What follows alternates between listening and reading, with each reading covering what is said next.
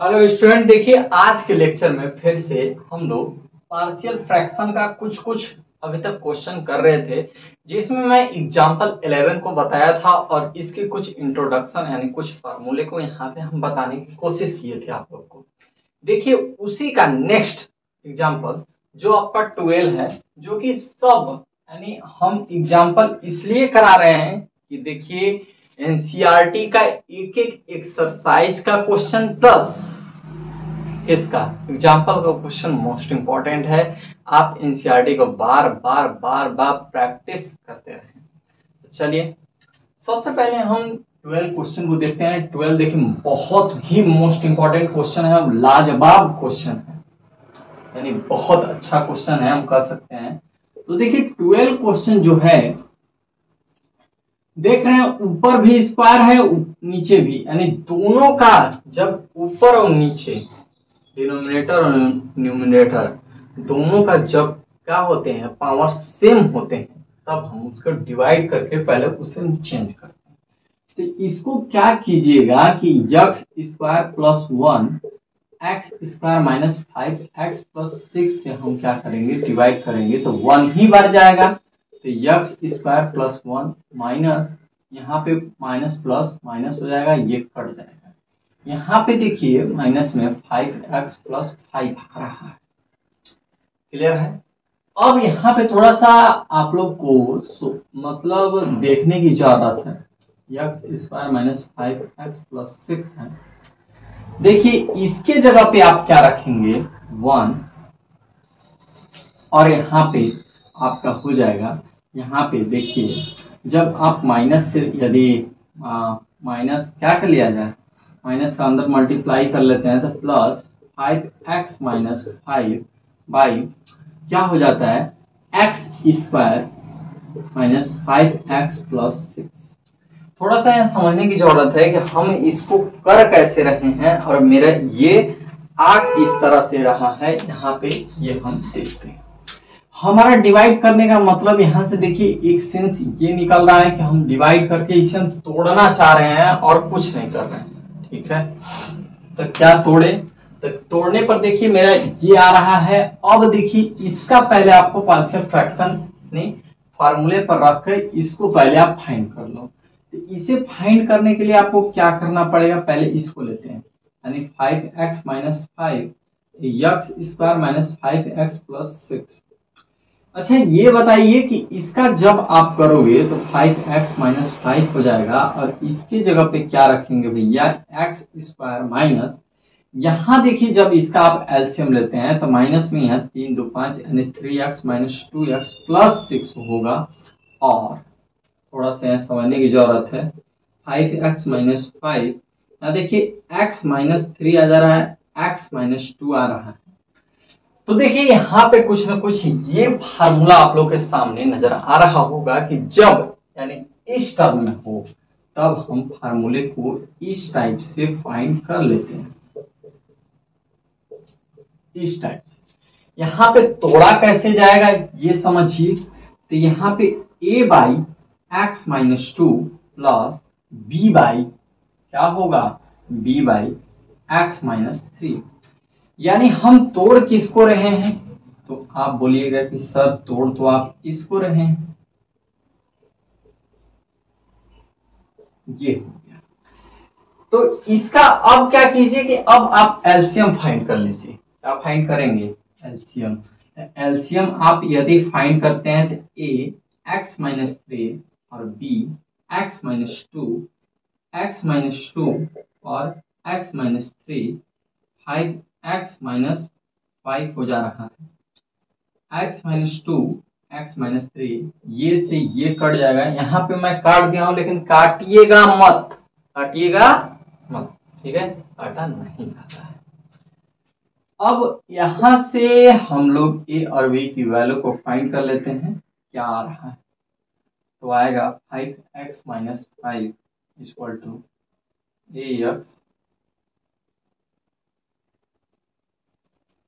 Plus b है ना, B x minus 2। थोड़ा सा समझने की ये जरूरत है कि देखिए यहाँ पे a plus b equal to क्या आ गया, 5 आ गया, क्योंकि x के साथ सभी के साथ हम क्या कर रहे हैं, कंपेयर कर रहे हैं। ठीक है, अब यहाँ पे जो आपका इसकी वैल्यू आ रही है, किसकी वैल्यू, देखिए a और b की, तो यहाँ पे क्या रहा, -3a और -2b इक्वल टू -5, यानी 3a plus 2b equal to 5, क्योंकि हम क्या कर रहे हैं, इक्वेशन फर्स्ट इसको दे दीजिए, और यहाँ पे सब जगह माइनस था इसलिए कटा हुआ है, कोई इसमें घबराने की जरूरत नहीं है।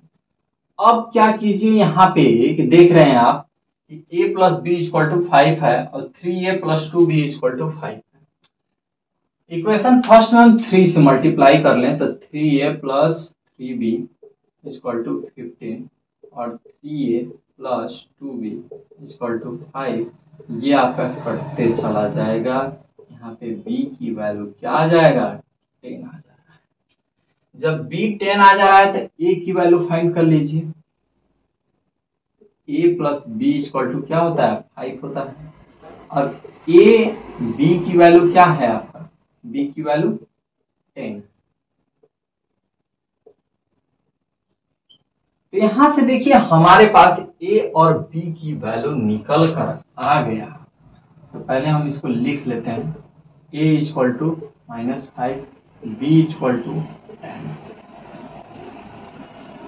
a equal to -5, b equal to 10। देखिए इतना तो पहले आप नोट कर लीजिए, कर लिए, चलिए इसको हम इरेज करते हैं और फिर आगे बढ़ते हैं। ये आप लोग नोट कर लिए, ठीक है। तो अब हम क्या करेंगे, थोड़ा सा समझने की जरूरत, यहाँ पे एक चीज और है कि जब आप इसे इंटीग्रेट करेंगे, यानी इंटीग्रेशन का साइन लगाएंगे, तो x square plus 1 x square minus 5x plus 6, जब इसको थोड़ा सा और इधर लिख लीजिए,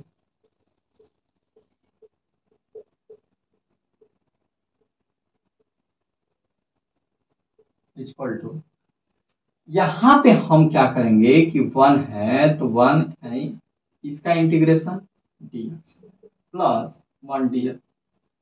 अब इसके जगह पे क्या आप लिखोगे, इसके जगह पे यही आप लिख देंगे, क्या लिखेंगे, यही लिखेंगे, यानी क्या, देखिए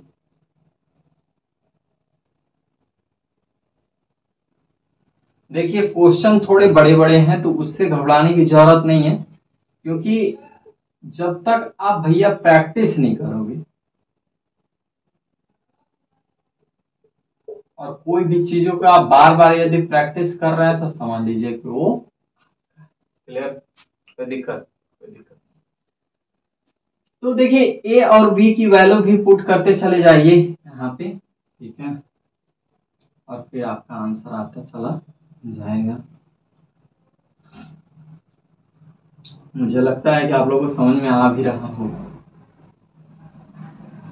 देखिए हम इरेज कर देते हैं तो आप लोग नोट कर लिया कीजिए उसको, 1 dx प्लस b की वैल्यू यहाँ पे क्या आई है, b की वैल्यू यहाँ पे आया था मेरा -5, यानी -5 1 x/2 dx हो जाएगा, और या तो ऐसे ही कोई दिक्कत नहीं है, कैसो भी आप लिख सकते हैं, dx हो जाएगा, प्लस b की वैल्यू क्या है, b की वैल्यू 10 है, dx x माइनस, यहाँ पे आपका यक्स आ रहा है, यहाँ पे log x-2 प्लस log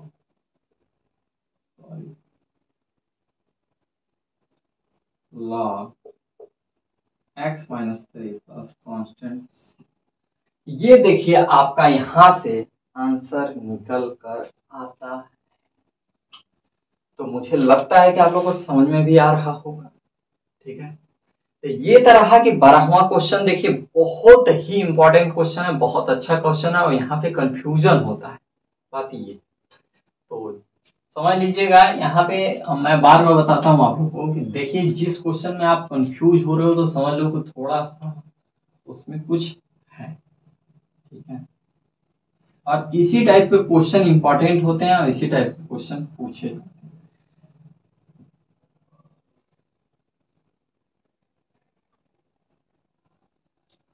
देखिए मैं बार बार इस बात को बताता हूं कि पार्शियल फ्रैक्शन का शॉर्ट सॉल्यूशन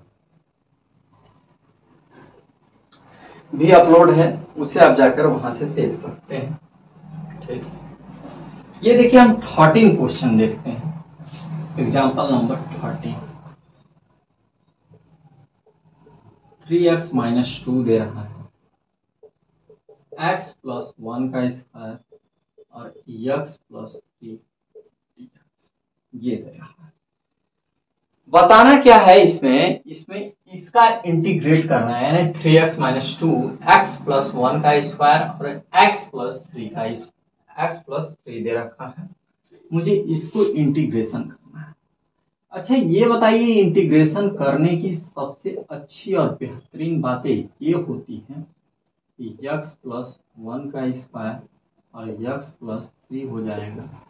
यहाँ पे देख रहे हैं आपके कोई फार्मूले बन रहे हैं, क्या बन रहा है, ये फार्मूला क्या होता है, x बाई इतना जो स्क्वायर है, यानी a by x plus 1 plus b by x plus 1 का whole square plus c by x plus 3, यानी a by x plus 1 b by x plus 1 का whole square plus c by x plus 3 का whole square. यहाँ पे थोड़ी समझने की जरूरत ये है कि हम इसको तोड़ तो दिए, बट ए और बी और सी की वैल्यू को फाइंड कर लीजिए। अब 3x minus 2 equal to x plus 1 का whole square plus x plus 3 हो जाएगा। जब आप इसका एलसीएम फाइंड करेंगे तो ये आएगा एलसीएम।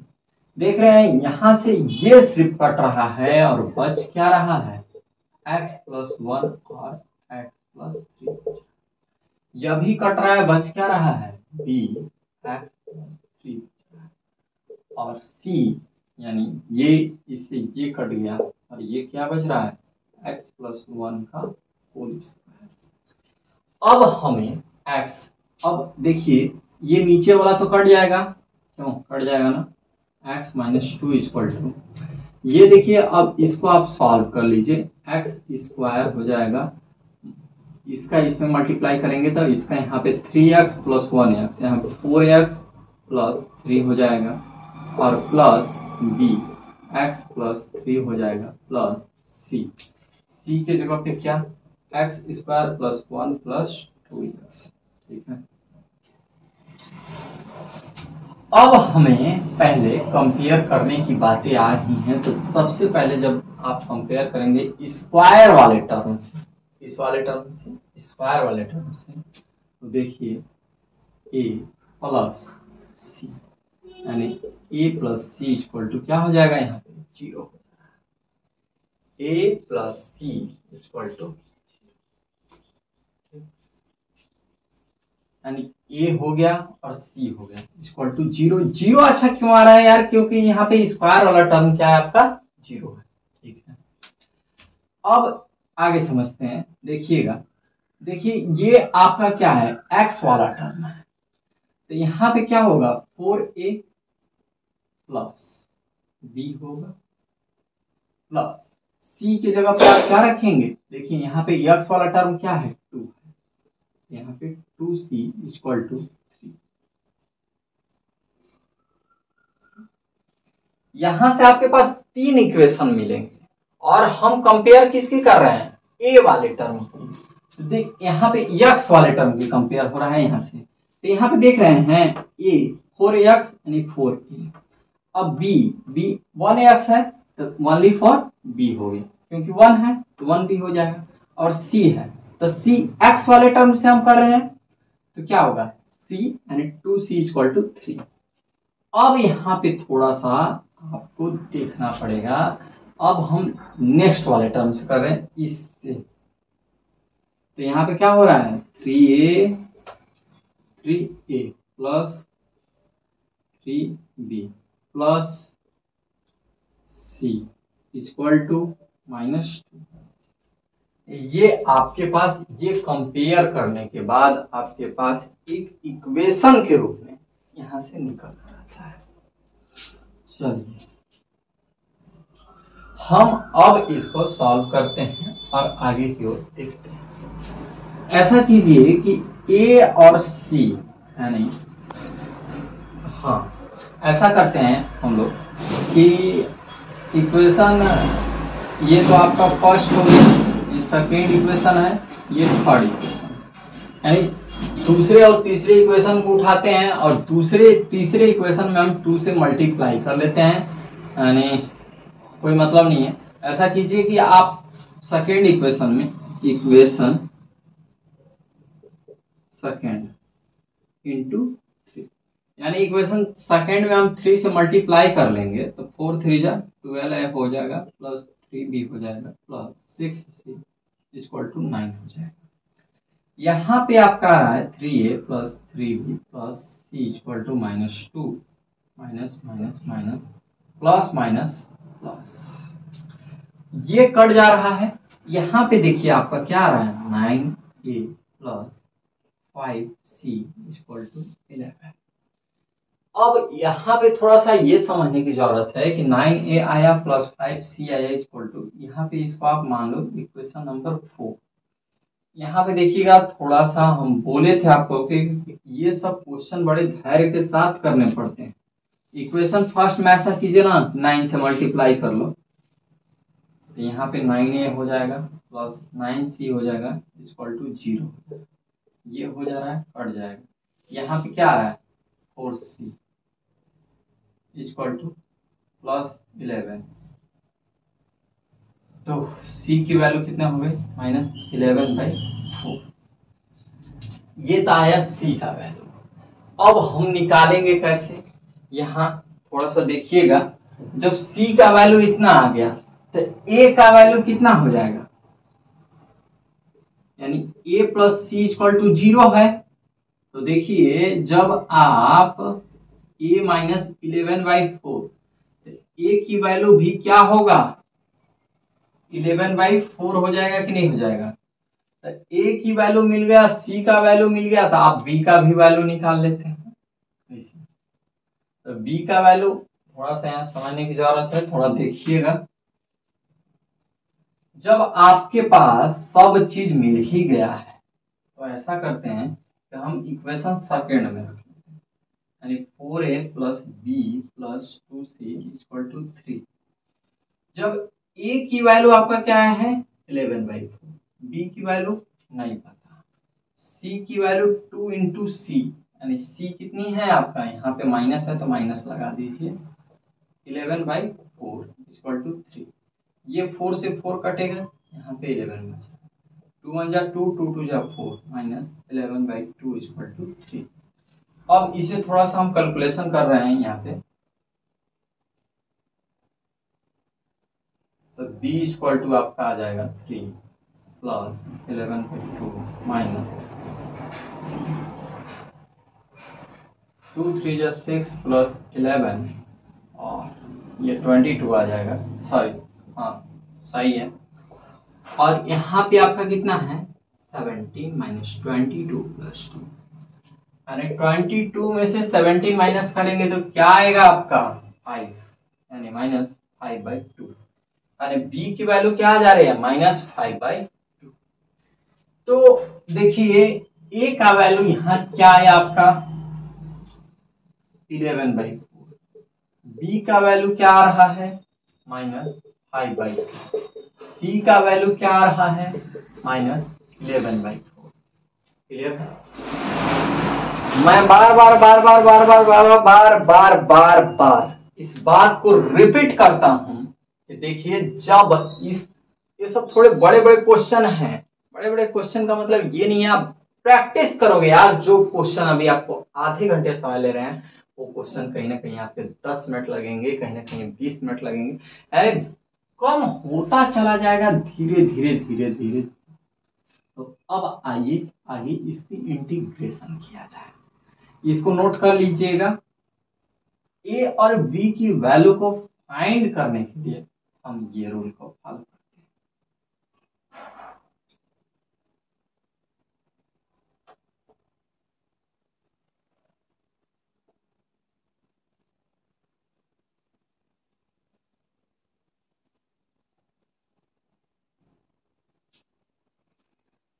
अब इसको इंटीग्रेट कर लिया जाए। अब बहुत आसान हो जाता है जब हम a और b की वैल्यू को फाइंड कर लेते हैं तो क्वेश्चन बहुत आसान है।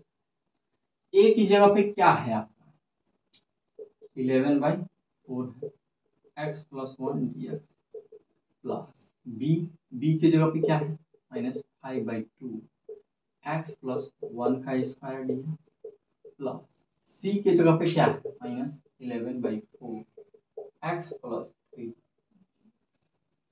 यहाँ पे थोड़ा समझने की ये जरूरत है कि 11/4 हो गया dx x प्लस 1 हो जाएगा प्लस यहाँ पे आप माइनस 5/2 dx x प्लस 1 का होल स्क्वायर dx तो है ही आपका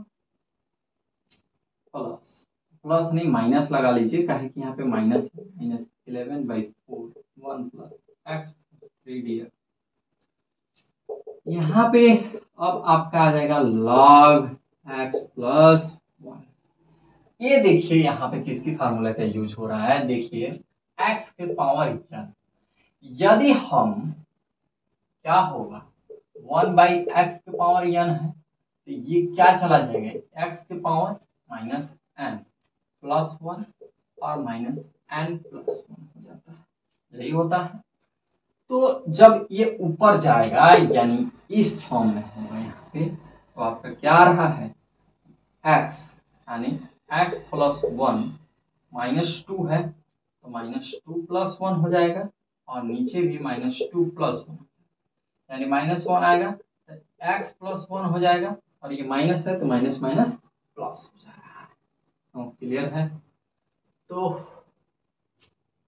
इंटीग्रेट इसका ये हो जाएगा प्लस 5/2 और 1 x plus 1 -11/4 log x plus 3 plus constant c। ये आपका यहाँ देखिए यही आपका क्या होगा आंसर हो रहा है। यदि सेम फेजेज में है ये और ये तो इसको भी आप इतना भी लिख दोगे यार तो कोई बात नहीं है। जब ये माइनस में है तो इसे डिवाइड फॉर्म में भी लिख सकते हैं तो log x प्लस 1 और x plus 3 plus 5/2 x plus 1 plus constant c। ये आपका आंसर दिया है। तो देखिए यहाँ पे एक चीज और नजर आ रही है, मुझे दिखाई दे रहा है कि यहाँ देखिए इस तरह से हम सबसे पहले यहाँ पे 1-2 क्वेश्चन हम लोग किए, 2-3 क्वेश्चन अभी तक एग्जाम्पल फॉर्म लगाए। यहाँ से एक ही चीज मुझे समझने को मिल रहा है कि पहले हम ए और बी और सी जो भी दिए हैं पहले हम इसे तोड़ेंगे फार्मूले के बेस्ट पे और नहीं बन रहे तो उसे बनाएंगे और फिर उसे सॉल्व करेंगे। ये आप लोगों को दिखाई दे रहा है ना। चलिए फिर नेक्स्ट वाला क्वेश्चन हम लोग नेक्स्ट लेक्चर में करेंगे और जो कि बहुत ही अच्छा क्वेश्चन रहेगा। ठीक है, फिर मिलते हैं हम लोग नेक्स्ट क्लास में। तब तक के लिए ओके।